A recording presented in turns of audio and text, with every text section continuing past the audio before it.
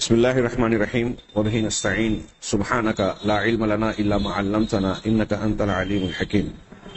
الحمد لله رب العالمين والصلاة والسلام على سيد المرسلين وعلى آله وصحبه أجمعين ومن تبعهم بإحسان إلى يوم الدين. أعوذ بالله من الشيطان الرجيم. بسم الله الرحمن الرحيم. آمن الرسول بما أنزل إليه من ربه والمؤمنون كل آمن بالله وملائكته وكتبه ورسله لا نفرق بين أحد من رسله وقالوا سمعنا وأطعنا غفرانك ربنا وإليك المصير. سامعین کرام، اللہ کے نبی جناب محمد رسول اللہ صلی اللہ علیہ وسلم کے دلائل نبوت کے ضمن میں آپ کے معجزات سے متعلق ہماری گفتگو جاری ہے۔ آپ کے معجزات کی مثالوں سے پہلے معجزے سے متعلق کچھ عقیدے اور اصول کی باتیں ہم جان رہے تھے۔ اس ضمن میں بطور خاص ایک تذکرہ یہ ہوا کہ معجزے اور کرامت ان دونوں میں کیا فرق ہے۔ یہ دونوں اصطلاحیں سلف کے یہاں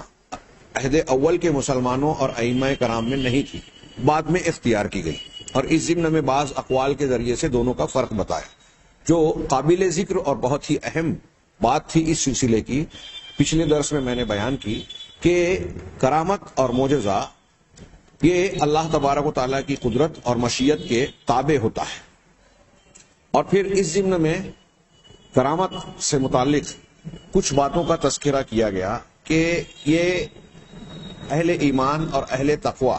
کی جانب سے پیش ہوتی ہے۔ یہاں ایک عنوان ہے اور اس میں ضمنی طور سے ایک بڑی اہم بات بیان کی گئی ہے، اس پر بھی نگاہ ڈالیں کہ یہ بات جان لینا مناسب ہے کہ کرامات آدمی کی ضرورت کے مطابق ظاہر ہوتی ہے۔ اللہ تبارک و تعالی جس آدمی اپنے کسی نیک بندے کے سلسلے میں اللہ کے علم اور اس کی حکمت کا یہ تقاضا ہوتا ہے کہ اس پر کرامت کا ظہور ہو، تب اس کرامت کا ظہور ہوتا ہے۔ کیسے؟ بعض مرتبہ کسی ضعیف ایمان والے کو قوت دینے کے لیے، یعنی اس کے ایمان کے اعتبار سے اس کو قوت دینے کی ضرورت پیش آتی ہے، یا کوئی اس کا محتاج اور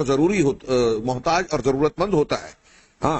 تو اس کے پاس اللہ کی جانب سے ایسی چیز آتی ہے جس سے اس کا ایمان قوی ہوتا ہے اور اس کی ضرورت پوری ہو جاتی ہے۔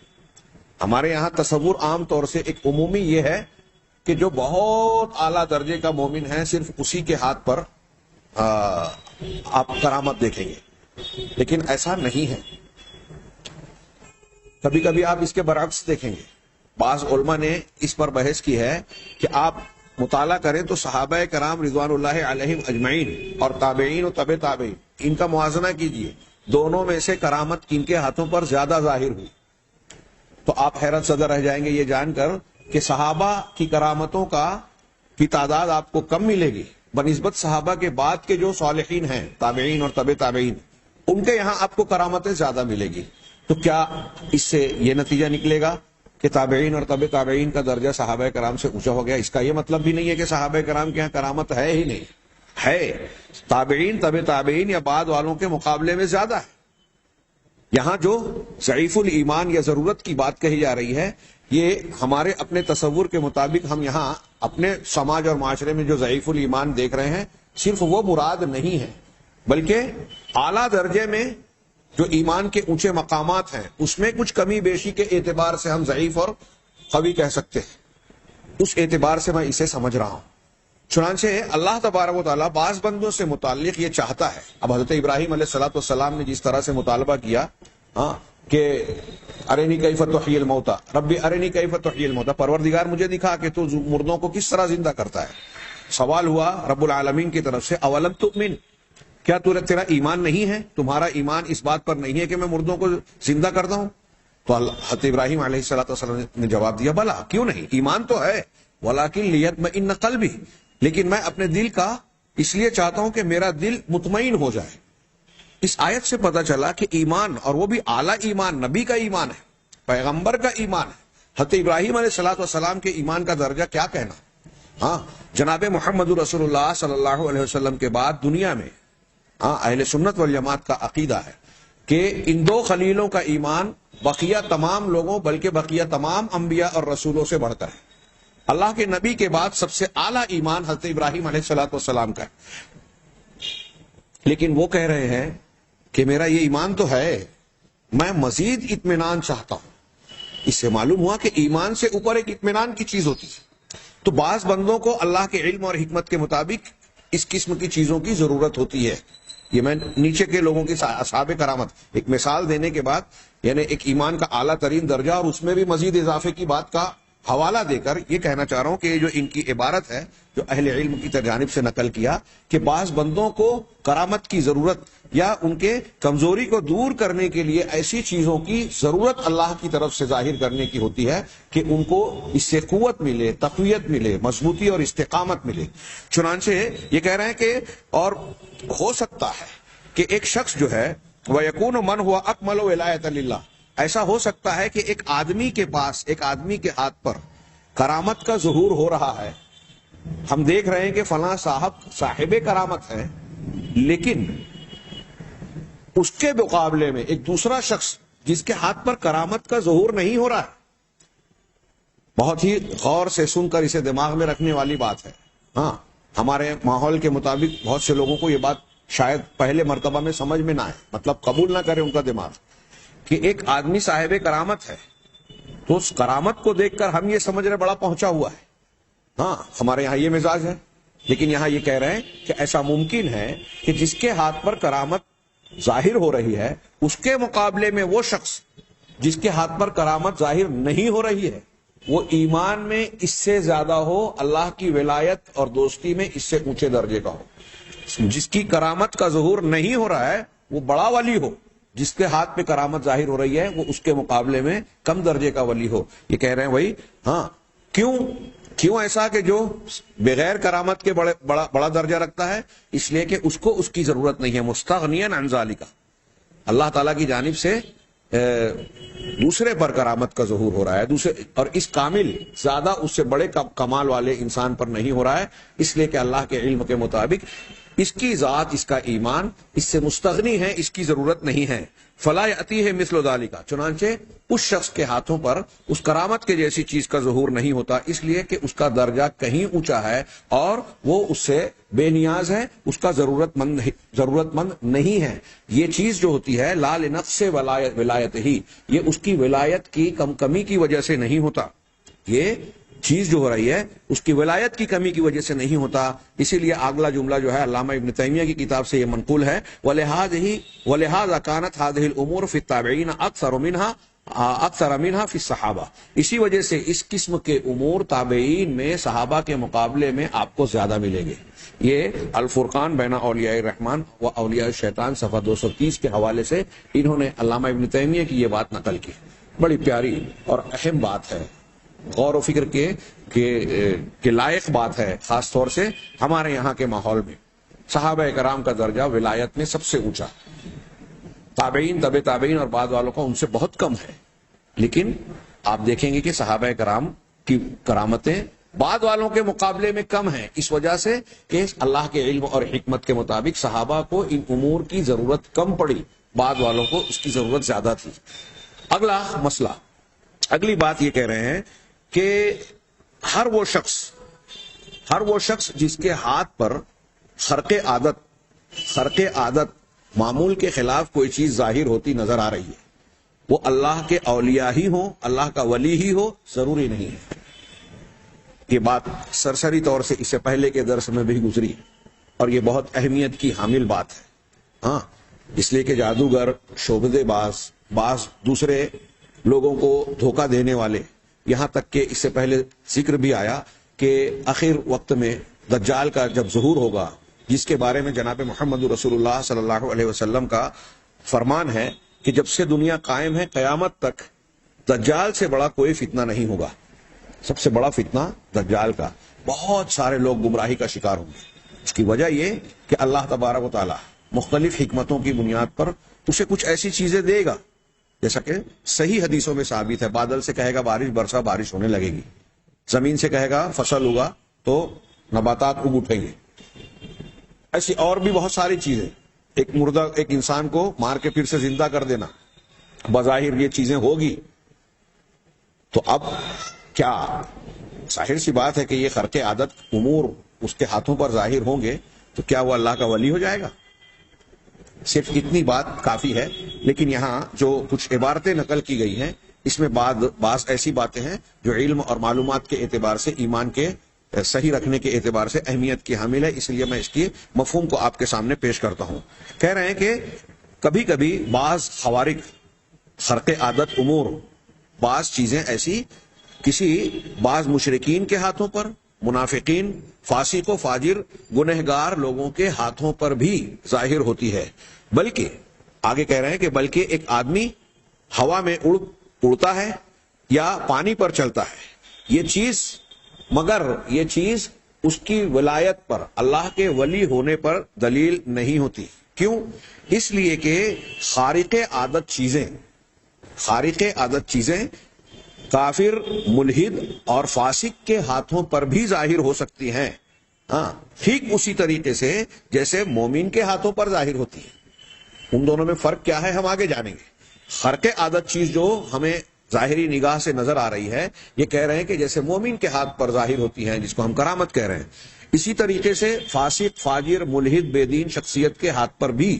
ایسی کچھ خرق عادت چیزیں ظاہر ہو سکتی ہیں جسے ہم کرامت نہیں کہیں گے۔ چنانچہ کہا اور اولیاء کی کرامت، دونوں میں ایک بڑا بنیادی فرق بتایا۔ اس ایک فرق کو اگر ملحوظ رکھیں تو معاملہ صاف ہو جاتا ہے کہ اللہ کے نیک بندوں کی کرامتوں میں اور اللہ کے نافرمان بندوں کی خرق عادت چیزوں میں، اب وہ شعبدہ ہو، جادو ہو یا کوئی اور چیز ہو، ان دونوں میں بنیادی فرق کیا ہے، یہ اگلے دو جملوں میں معلوم ہو رہا ہے۔ انہوں نے کہا کہ اولیاء اللہ کے اولیاء کی کرامات کا سبب جو ہوتا ہے وہ ایمان اور تقوی ہوتا ہے۔ الذین آمنوا وکانوا یتقون، قرآن کی سورہ یونس کی اس آیت پر دھیان دیجیے، الا ان اولیاء اللہ لا خوف علیہم ولا هم یحزنون، اللہ کے اولیاء پر کوئی خوف اور کوئی حزن و ملال نہیں ہوتا، وہ غمزدہ نہیں ہوتے۔ کون ہے اللہ کے اولیاء؟ خود اللہ نے آگے آیت کے اگلے حصے میں کہا، اگلی آیت میں الذین آمنوا وکانوا یتقون، اسی کو یہاں یہ کہہ رہے ہیں، وہ لوگ جو ایمان لائے اور وہ تقوی اختیار کرتے ہیں۔ یہاں کہا کہ اللہ کے اولیاء کی کرامات کا سبب ہے ایمان اور تقوی ہوتا ہے۔ رہے شیطانی احوال، شیطانی حالات، تو اس کا سبب وہ چیزیں ہوتی ہیں جس سے اللہ اور اس کے رسول صلی اللہ علیہ وسلم نے منع کیا، مطلب شریعت کی مخالفت، شرک ہے، بدعت ہے، خرافات اور بے حیائی، فواحش ہے، بڑے بڑے گناہ ہیں، ہاں، زنا اور بدکاری یا ایسی اور چیزیں۔ کہہ رہے ہیں کہ احوال شیطانیہ کا سبب جو ہے وہ چیزیں ہیں جس سے اللہ نے اور رسول نے منع کیا ہے، ہاں، جیسے کہہ رہے ہیں کہ اللہ تبارک و تعالیٰ پر بغیر علم کے کوئی بات کہنا، جھوٹے دعوے کرنا، ایک آدمی نبی نہیں ہے کہے کہ میں نبی ہوں، ایک آدمی اللہ کا نیک بندہ نہیں ہے اور مختلف قسم کے دعوے کرے کہ میں اللہ کی طرف سے فلاں فلاں چیز پیش کر رہا ہوں، جبکہ وہ جھوٹ ہے۔ شریعت کی باتوں کو گڑھ کر اپنی طرف سے یہ کہے کہ یہ شریعت کی بات ہے، جبکہ وہ شریعت کی بات نہیں ہے۔ تو اللہ پر بغیر علم کے کوئی بات کہنا، یہ اللہ اور رسول کی ممانعت والے کاموں میں سے مثال دے رہے ہیں۔ وہ شرک، اسی طرح شرک کرنا، ظلم کرنا، اور وہ فواحش کا ترجمہ ہمارے یہاں بے حیائی کہتے ہیں، یعنی وہ تمام گناہ جن کا گناہ ہونا، ہاں، لوگوں پر ظاہر ہو اور جو لوگ ناپسند کرتے ہوں، ایسے بڑے بڑے گناہوں کو فواحش کہا جاتا ہے۔ تو وہ فواحش جس کو اللہ تبارک و تعالیٰ نے اور اس کے رسول صلی اللہ علیہ وسلم نے حرام قرار دیا، ان چیزوں کے ارتکاب کے ساتھ شیطانی احوال کا ظہور ہوتا ہے۔ یعنی آسان لفظوں میں نیک لوگوں کی کرامت اور جادوگروں کی جادو ٹونے اور اس قسم کی خرق عادت چیزوں کے درمیان ایک فرق کیا ہوا کہ کرامت کو پیش کرنے والا متقی اور ایمان والا ہوتا ہے، ایک تقوی اور ایمان اس کا سبب ہے، اور شیطانی حالات یعنی جو شعبدے جادو وغیرہ کا مظاہرہ کر رہا ہے، اس کے حالات میں آپ دیکھیں گے کہ وہاں ایمان نہیں ہے، تقوی نہیں ہے، بلکہ اس کے برخلاف اللہ اور اس کے رسول اور ان کے احکامات کی صریح مخالفت، جو دین کا مخالف ہے، جو مشرک ہے، جو دین کے خلاف باتیں یا اعمال کا ارتکاب کر رہا ہے، شیاطین اس کی مدد کر کے اس کے ہاتھوں پر ایسی چیزوں کا ظہور کرتے ہیں تاکہ اس کے ذریعے سے لوگوں کو گمراہ کریں، بھٹکائیں اور بہت سارے غلط عقیدوں میں مبتلا کریں۔ چنانچہ علامہ ابن تیمیہ رحمہ اللہ کہتے ہیں، شیخ الاسلام ابن تیمیہ کہتے ہیں، آگے یہ کہہ رہے ہیں کہ قد علم ان الکفار والمنافقین من المشرکین والکتاب لهم مکاشفات، یہ بات معلوم ہے کہ کفار اور منافقین وہ مشرکین میں سے ہوں یا اہل کتاب میں سے، ان کے کچھ مکاشفات ہوتے ہیں اور شیطانی تصرف ہوتے ہیں۔ مکاشفات دیکھیے، غیر مسلموں کے، کافروں کے بھی کچھ مکاشفات ہوتے ہیں اور ہو سکتے ہیں۔ ہاں، شیطانی تصرفات یعنی ایسی چیز جس کو لوگ دیکھ کے سمجھتے ہیں کہ ارے یہ تو انسانوں سے ہٹ کر کچھ ان کے ہاتھ میں چمتکار اور اس طرح کی چیزیں ہیں۔ اب کیسے یہ کافر ملحدین کیسے ہوتے ہیں؟ جیسے کون لوگ ہوتے ہیں؟ جیسے کوہان، یہ کاہن اور نجومی لوگ ہیں۔ اسی طرح وہ سحرہ،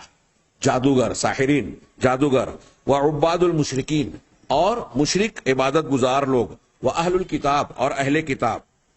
ایسے لوگوں کے ہاتھوں پر بھی کچھ چیزیں ایسی ظاہر ہوتی ہیں جس کو ہم مکاشفہ کہتے ہیں، کشف کہہ سکتے ہیں، یا شیطانی تصرفات کہہ سکتے ہیں۔ کہہ رہے ہیں کہ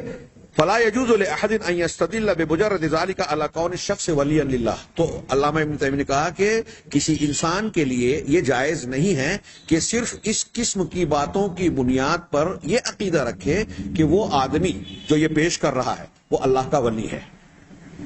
کوئی خرق عادت چیز پیش کی اور ہم یہ مان لے میں اس دھوکے میں پڑ جائیں کہ یہ اللہ کا ولی ہے، بہت پہنچا ہوا بندہ ہے، یہ جائز نہیں ہے۔ علامہ ابن تیمیہ کہہ رہے ہیں وَإِن لَمْ يُعْلَمْ مِنْهُ مَا يُنَاقِضُ وِلَایَةَ اللَّه، اگرچہ کہ ہمیں یہ بات ظاہری طور پر معلوم نہیں ہو رہی ہے، اگرچہ ہم کو کھل کر یہ بات سامنے ہمارے نہیں آئی ہے جس سے یہ پتہ چلے کہ اللہ کی ولایت کے خلاف اس کے اندر یہ بات موجود ہے۔ ابھی ہمیں پتہ نہیں ہے کہ اللہ کی ولایت کے مناقض اور منافی کوئی چیز اس کے اندر ہے، پھر بھی اگر کسی نے کوئی خرق عادت، شعبدے بازی کی چیز اگر ظاہر کی، دکھائی، تو اس کی بنیاد پر ہم یہ ایمان لے آئیں، یہ یقین کر لیں کہ یہ اللہ کا ولی ہے، یہ جائز نہیں ہے۔ اگر یہ ظاہر نہ ہو کہ یہ اللہ کی ولایت کے مناقض چیز اس میں موجود ہے تب بھی جائز نہیں ہے۔ تو علامہ ابن تیمیہ کہہ رہے فَكَيْفَ إِذَا عُلِمَ مَا يُنَاقِضُ وِلَایَةَ اللَّهِ، تو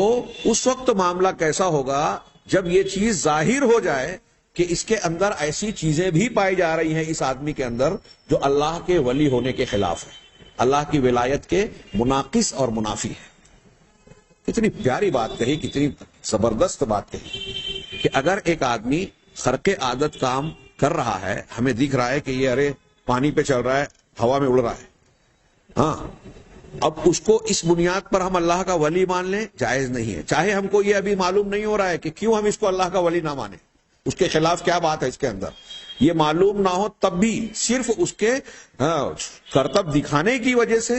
ہاں، کوئی خرق عادت کام کا اظہار کرنے کی وجہ سے ولی نہیں مانا جا سکتا،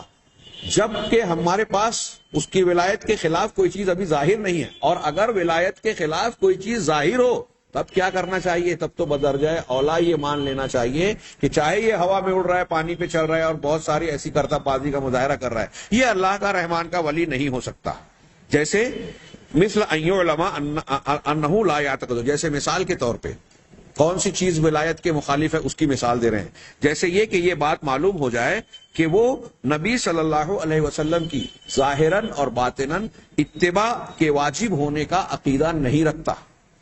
اگر کسی انسان کے بارے میں ہم کو یہ معلوم ہو جائے کہ وہ یہ عقیدہ رکھتا ہے کہ نبی صلی اللہ علیہ وسلم کی اتباع ضروری نہیں ہے، ظاہر میں اور باطن میں ضروری نہیں ہے، تو ظاہر سی بات ہے جو نبی کا مخالف ہو، نبی کی اتباع کو ضروری نہ سمجھے، وہ ولی نہیں ہو سکتا۔ اب یہاں میں ان کی عبارت سے ہٹ کے صرف اشارہ کروں بیچ میں، سمجھ لیجئے کہ تحریر کے بیچ میں ایک قوس یا ایک مثال ہے کہ ہمارے ہاں جو صوفیوں کا مذہب پایا جاتا ہے، تصوف کے سلسلے، ان کی کتابیں اٹھائیے، ان کے یہاں اصول دیکھیے، تو وہ یہ کہتے ہیں کہ اگر تصوف یا سلسلہ فلاں سلسلے سے آپ کو جڑنا ہے تو آپ اللہ کا کلام اور رسول کی حدیث کو کنارے رکھ دیجیے،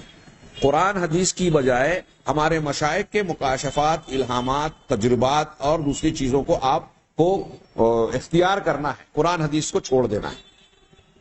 گویا اور کیوں کہتے ہیں وہ، ان کے یہاں بڑا فخر سے کہا جاتا ہے کہ یہ جو قرآن حدیث پیش کرتے ہیں یہ مردوں سے حاصل کیا ہوا مردوں کا علم ہے، فلاں نے فلاں سے حدیث بیان کی، انہوں نے سب مر گئے جتنے روایت بیان کرنے والے، لیکن ہمارے پاس جو علم ہے وہ ہمارے شیخ نے براہ راست اللہ سے سنا، اللہ سے حاصل کیا۔ یہاں تک کہتے ہیں کہ اہل تصوف بڑی جرات سے، یہ کفر کی بات کہ ہمیں نبی کی ضرورت ہی نہیں ہے، جس کو براہ راست اللہ سناتا ہے، اللہ تعلیم دے رہا ہے، اس کو نبی کی کیا ضرورت ہے؟ اس طرح کی باتیں کتابوں میں لکھی ہوئی ہے، اور ہمارے یہاں فضائل کو بیان کرنے والے ایسی باتیں جہالت کی بنیاد پہ نقل بھی کرتے رہتے ہیں. تو جو شخص، علامہ ابن تیمیہ یہاں مثال دے رہے ہیں کہ اللہ کے ولی ہونے کے خلاف اگر کوئی بات اس کے اندر معلوم ہو جائے تو پھر وہ کتنی بھی بڑی چمتکار کی چیز کا مظاہرہ کر دے اس کو کرامت نہیں مانیں گے اور اس آدمی کو اللہ کا ولی نہیں مانا جائے گا. اور ان میں سے ایک چیز یہ ہے کہ وہ آدمی اللہ کے رسول صلی اللہ علیہ وسلم کی اتباع کو لازم نہ سمجھے ظاہراً اور باطناً، بلکہ وہ یہ عقیدہ رکھے کہ حقیقت میں وہ شریعت کے ظاہر کی اتباع کرے گا، دون الحقیقت الباطنہ، باطنی حقیقت کو چھوڑ کر. ظاہر میں محمد صلی اللہ علیہ وسلم نے جو تعلیم دی ہے وہ ظاہری ہے، تو اس میں ظاہر میں کچھ مان لے ان کی بات، لیکن باطنی علوم میں جو حقائق دین کہلاتے ہیں اس میں محمد صلی اللہ علیہ وسلم کی اتباع نہیں کرے گا. اپنے مشائخ کے مکاشفات، الہامات، منامات اور ان کے شطحات کو اپنا دین بنائے گا. یا یہ عقیدہ رکھے او یعتقد ان لاولیاء اللہ طریقا الی اللہ غیر طریق الانبیاء، یا کوئی آدمی یہ عقیدہ رکھے کہ اللہ کے اولیاء کے پاس اللہ تک پہنچنے کے انبیاء کے طریقے سے الگ راستے ہیں.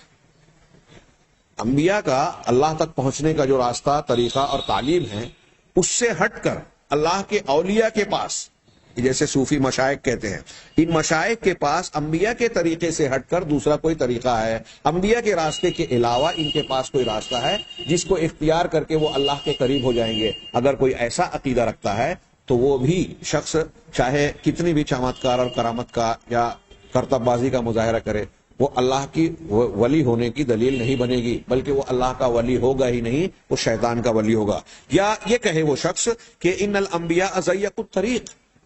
کوئی آدمی یہ کہے کہ انبیاء کرام نے تو راستے کو تنگ کر دیا، شریعت میں ایسی پابندی لگا دی کہ اس کے اندر حرج اور گھٹن ہے، یا وہ عام لوگوں کے لیے انبیاء کرام نمونہ ہیں، قدوہ ہیں، ہاں خواص کے لیے نہیں ہے. اور یہ صوفیہ مشائخ یہ خواص ہے، ہاں عام جاہل اور نادان لوگ جو ہیں ان کے لیے انبیاء کرام کو نمونہ بنایا گیا ہے، خواص کے لیے نہیں بنایا گیا. اس طرح کا اگر کوئی عقیدہ رکھتا ہے ونحو ذالک، ہاں اور اس جیسا کوئی دوسرا عقیدہ، مما یقولہ بعض من یدعی الولایہ، ان لوگوں میں سے، ان بعض لوگوں میں سے جو ولایت کے دعوے دار ہیں، ولایت کا دعویٰ کرتے ہیں، اس قسم کا عقیدہ اگر کوئی رکھتا ہے تو وہ اللہ کا ولی ہو نہیں سکتا، چاہے جتنے خرق عادت چیزوں کا مظاہرہ کرے. فہؤلاء فیہم من الکفر ما یناقض الایمان، یہ ایسے لوگ ہیں اگر اس قسم کے دعوے دار ہیں، یہ باتیں ان کے اندر پائی جاتی ہیں جو اوپر مثالیں دی، یا اس جیسی اور بھی چیزیں، تو کہہ رہے ہیں کہ ان کے اندر ایسا کفر موجود ہے جو ایمان کے ہی خلاف ہے، تو اللہ کی ولایت کا اعلیٰ درجہ تو دور کی بات ہے. اللہ کی ولایت کا اعلیٰ درجہ ایسے لوگوں کے اندر مانا جائے یہ تو دور کی بات ہے. ان کے اندر حقیقت میں ایمان ہی نہیں ہے، کفر ہے. جو اللہ کے نبی صلی اللہ علیہ وسلم کی اتباع کو لازم نہ جانے، یا جو یہ سمجھے کہ انبیاء کے طریقے سے ہٹ کر مشائخ کے طریقے سے ہم نجات پا سکتے ہیں، اللہ کی قربت حاصل کر سکتے ہیں، جو یہ کہے کہ انبیاء نے راستہ تنگ کر دیا، ان کی تعلیمات عوام کے لیے ہے، خواص کے لیے نہیں ہے، یہ ساری کی ساری باتیں کفر کی ہے، ایمان ہی کے خلاف ہے، تو ولایت کے درجات کی بات تو دور کی ہے. ایسا شخص ایسے عقیدوں کا حامل مومن ہی نہیں ہوگا. فمن احتج بما يصدر عن احدهم من خرق عادۃ على ولایتهم، آخری جملہ میں کہہ رہے ہیں کہ جو شخص ان کی کسی خرق عادت چیز کو دیکھ کر ان کی ولایت پر حجت پکڑے، کانا اضل من الیہود والنصارى، تو کانا اضل من الیہود والنصارى، تو ایسا شخص یہود اور نصارہ سے زیادہ گمراہ ہے. قرآن حدیث اور نبی کے مخالف کی کسی خرق عادت چیز کو دیکھ کر، یہ جاننے کے باوجود کہ یہ نبی کی شریعت کے مخالف ہیں، نبی کے لیے نبی کی نبوت کو ماننا یا اس کی اتباع کرنا ضروری نہیں سمجھتے، باطن ہی میں صحیح، اور ایسا ان کا عقیدہ ہے جو قرآن حدیث کے ایمانی احکامات کے صراحتاً خلاف ہے. ایسا جاننے کے باوجود اگر کسی ایسے آدمی کو دیکھ کر، اس کی خرق عادت چیز کو دیکھ کر کوئی انسان یہ سمجھ لے کہ وہ ولی ہے اللہ کا، تو وہ یہود اور نصارہ سے بڑا گمراہ ہے. کتنی اہم بات ہے. اور آج ہمارے ہاں کتنے لوگ اس قسم کی گمراہی کے شکار ہیں، کافر ہے، مشرک ہیں. ان کے بارے میں اب تو ایسا ہے کہ بہت سارے لوگوں کو صرف واقعاتی شکل میں بیان کر دیا جاتا ہے، فلاں ولی تھے، ان کی ایسی کرامت تھی. اب وہ کرامت اس کا کوئی ثبوت بھی نہیں ہے. یہاں تو علامہ ابن تیمیہ اور یہ علماء جو بیان کر رہے ہیں کہ جس کا اظہار ہو رہا ہے اور ہم دیکھ رہے ہیں، جبکہ ہمارے یہاں تو بہت ساری کرامتیں ایسی مشہور ہیں جس کا وقوع ہوا ہی نہیں ہے، لوگوں نے بس گڑھ کر یوں ہی منسوب کر دیا، بیان کر دیا. اور اس بغیر صفحے کی بیان کی ہوئی کرامت کی بنیاد پر جس کی طرف منسوب کیا جا رہا ہے اس کو بہت پہنچا ہوا سمجھ کر اس کو اللہ تعالیٰ کے درجات میں شامل لوگ کر دیتے ہیں. انا للہ و انا الیہ راجعون. کتنی بڑی گمراہی ہے. قرآن و حدیث کے حقائق سے، عقیدے کی ان بنیادوں سے کتنی لوگوں کی دوری ہے، جہالت ہے. اگلا عنوان انہوں نے قائم کیا کہ اللہ انبیاء کی آیات، نشانیوں اور اولیاء کی کرامات کے درمیان فرق.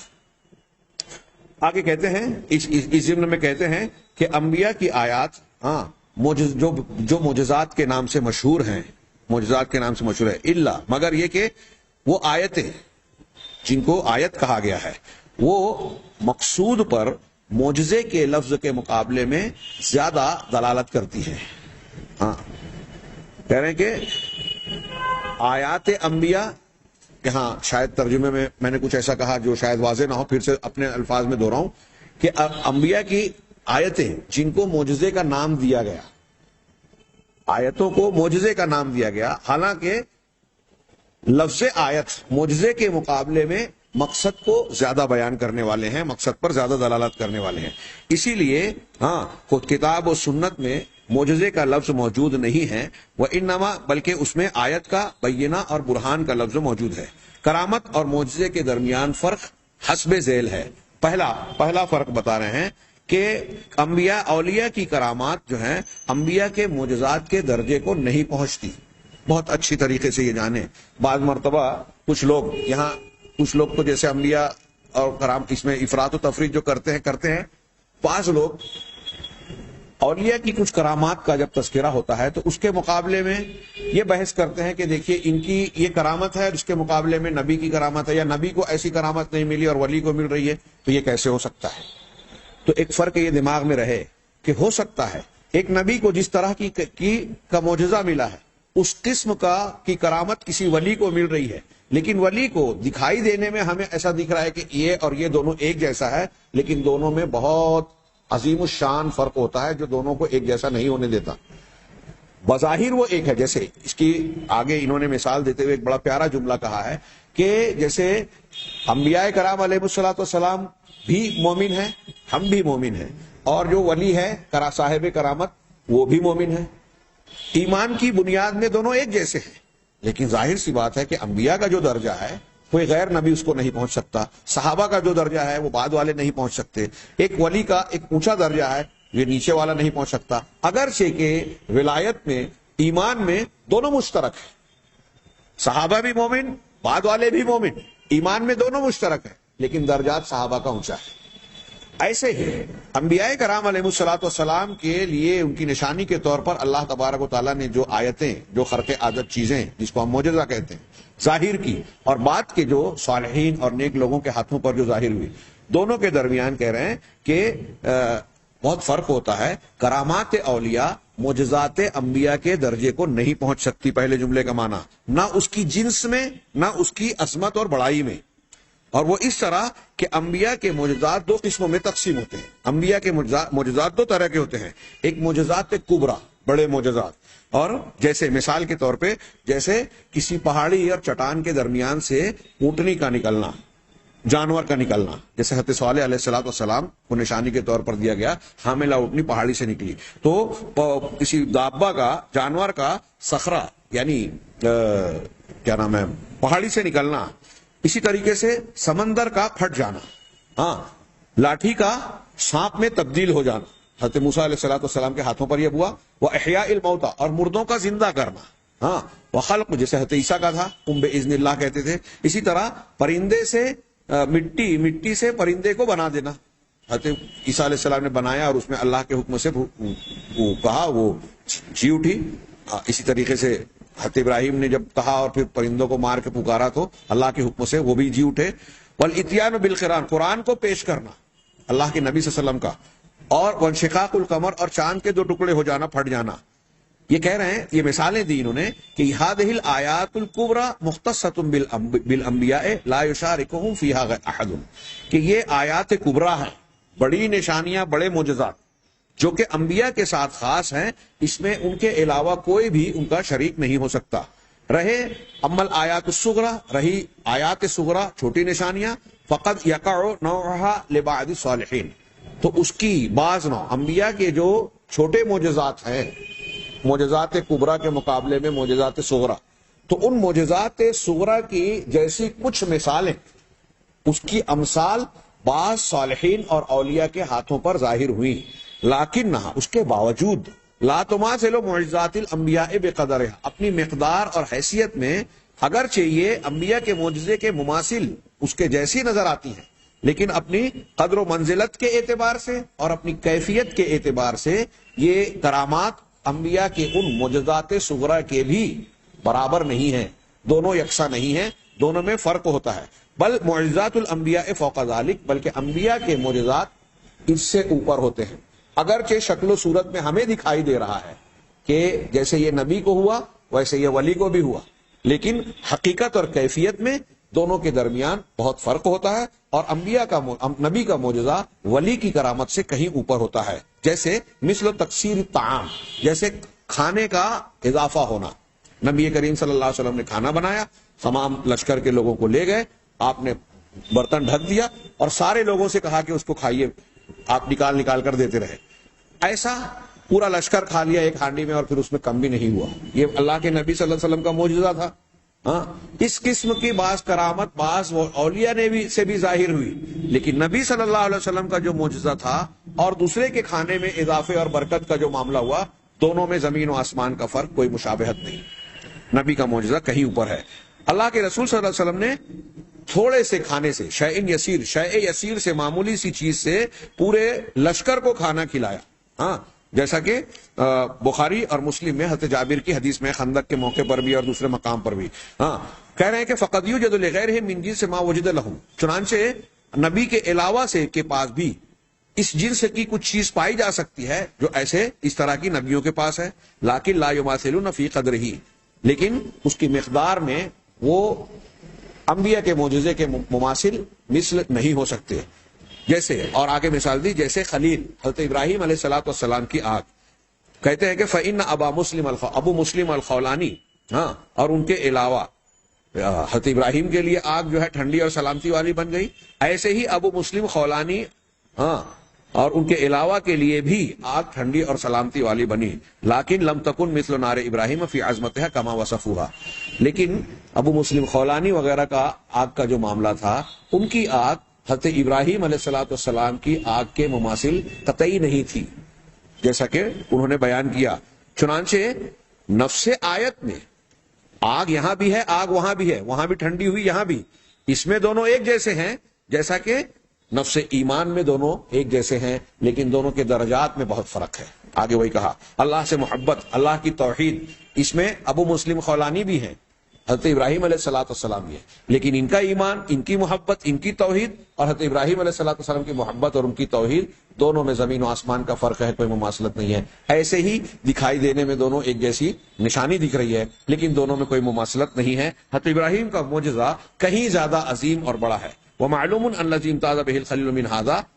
لا یماثلہ فیہ ابو مسلم، اور یہ بات معلوم ہے کہ ابراہیم علیہ الصلوۃ والسلام حضرت خلیل اس معاملے میں جتنے ممتاز ہیں، ابو مسلم خولانی کیا کوئی دوسرا بھی ان کے جیسا، ان سے اونچے درجے کا آدمی بھی حضرت ابراہیم کے اس جیسے میں مماثلت نہیں رکھ سکتا۔ دوسرا فرق یہ کہ